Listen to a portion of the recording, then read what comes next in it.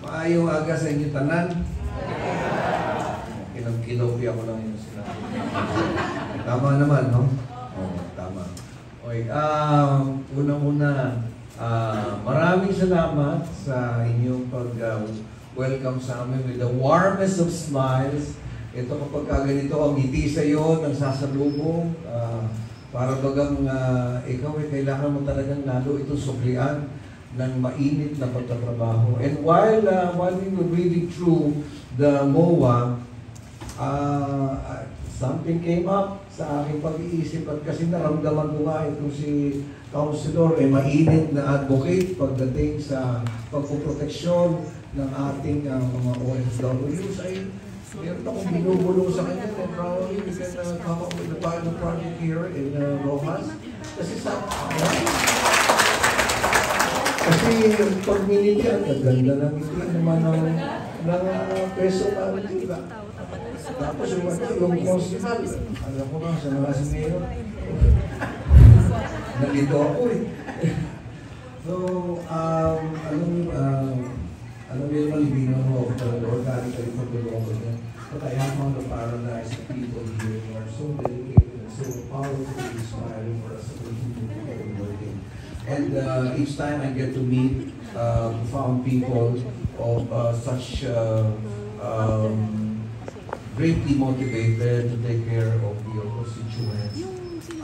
Parang gusto namin talaga na kami magkaroon ng mainit na pagsalit sa inyong mga alikain.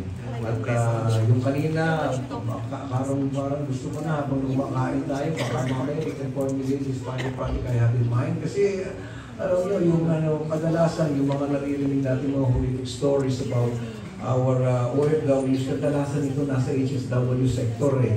Ang HSW, 20,000 lang naman ang mga maximum na sasahurin. Baka naman we can come up with the local government, peso and konsehal, no, na let's have a stronger reason for them to stay, and OWA and DMW can work together to come up with a project. And kung naiisip ko na kanina at ibubulong mo na lang habang kumakakain ba tayo? Kumakain tayo, di ba? Kasi nakahanda na yung mesa.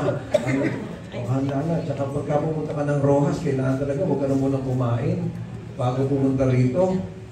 Kasi napakasarap ng pagkain dito na seafood, kaya lahat na maintenance, dala-dala na namin.